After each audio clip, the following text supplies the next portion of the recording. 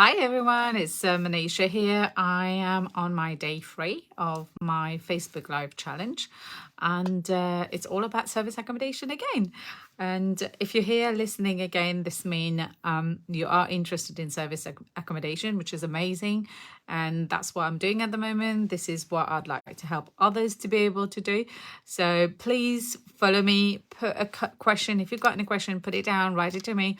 I'll be more than happy to answer it or actually make a live and give more detail about it. Accommodation is amazing because obviously we've covered it before on previous video.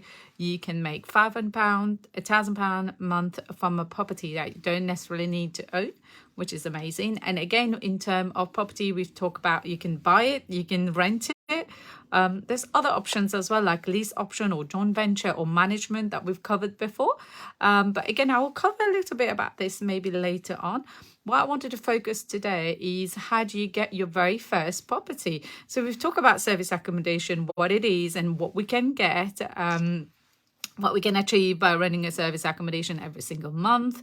And yesterday I asked you to think about what you could do with the money. So how do you actually get that property to be able to turn it into a service accommodation? Now, there's many ways. There's a few ways you could actually get properties, but the best way where you can actually get the property is to get properties from the agent, because the agent are out there with a massive stock of property, and usually they are sometimes struggling to fill it in because maybe the property needs a bit of work done, or maybe the rent is a bit high, or whatever the reason behind that.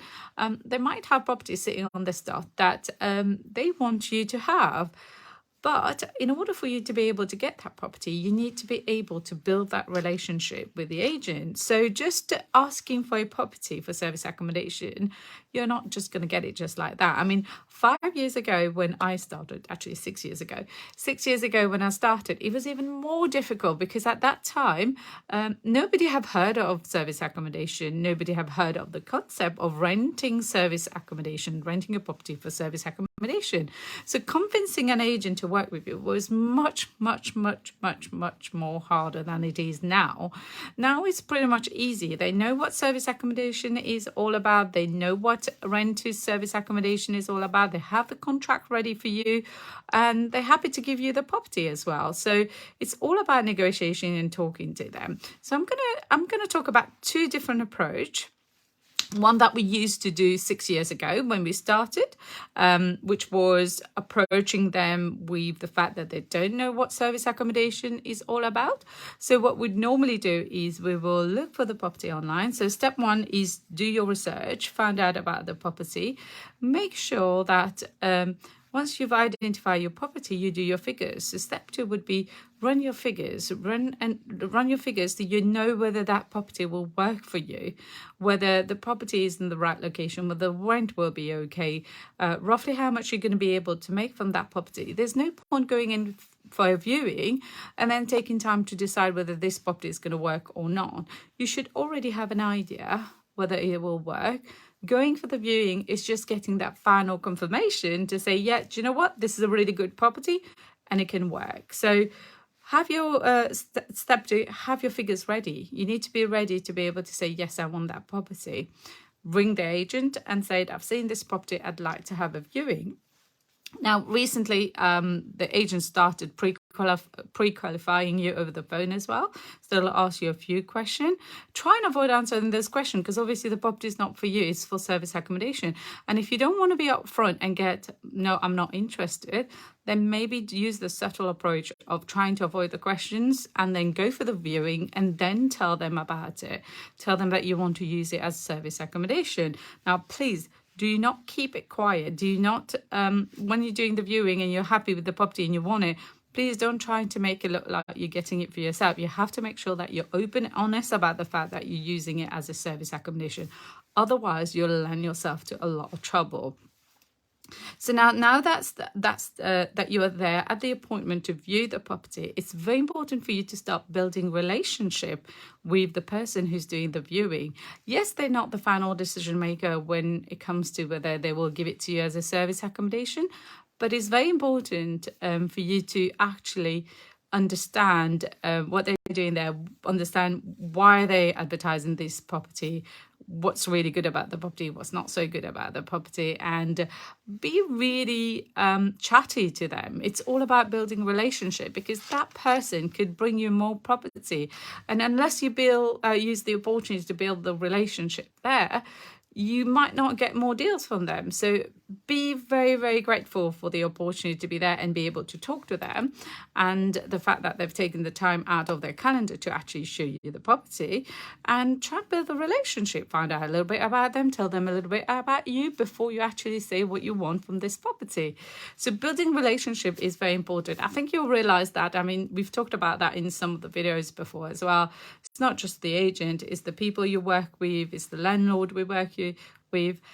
You have to be able to build relationship with people around you, otherwise you would not be able to stay there. Property is all about building relationship around you, whether it's contractors, landlords, suppliers. So it's very, very important that you develop that skill if you're not very comfortable doing that. So that's you approaching it from the fact that you don't want to tell them that it's a service accommodation already. Now, let's say it's an agent who's open to service accommodation. They've got other people who's got service accommodation from them. Then you'll use a different approach. You book a meeting to go and see one of them. So hopefully try and get a meeting, if you can, with the main letting person, so like your letting manager, for example. So you can sit down and explain what you want to do, and also say to them that you're not here to take one property, you want to take a couple of properties for service accommodation, but just stage them over the period of time. And you're looking, this is your specification, and if you've got any property like that at the moment, now do your work, do your research. So if you've already done your research and you have already identified that they've got a few property that match your criteria, for example, you want to go in and tell them, look, I have found some. If you could tell me what you've got on the stock, but I have identified a few property, I'd like to discuss it with you, but let's see what you've got and let's see what we can work with. This is all about building relationship again. So it's important for you to go in prepared, so they know that you're quite serious about it. It's very important for you to know your area. So one of the steps that we looked at before we take any property is where the property is, what's the potential, who's going to be around, who are the company around. So it's important for you to kind of know your area. So when you're talking to the agent, you can present yourself as a very professional person who's done their research, that you can actually tell them, look, I've done my research in this area and I think this property would be really good because we've got this retail park not far away from here, and there's this headquarter, blah, blah, blah, blah. And with this, you'll be able to convince the agent that you are a serious service accommodation operator looking for properties. So I hope these have helped you understand how you can get your very first property. There's many more steps to it, and I don't want to overcomplicate it, but in the next couple of videos, you'll be able to understand a bit more. And like I said, if anything is not clear, just ask. I'll be more than happy to answer you.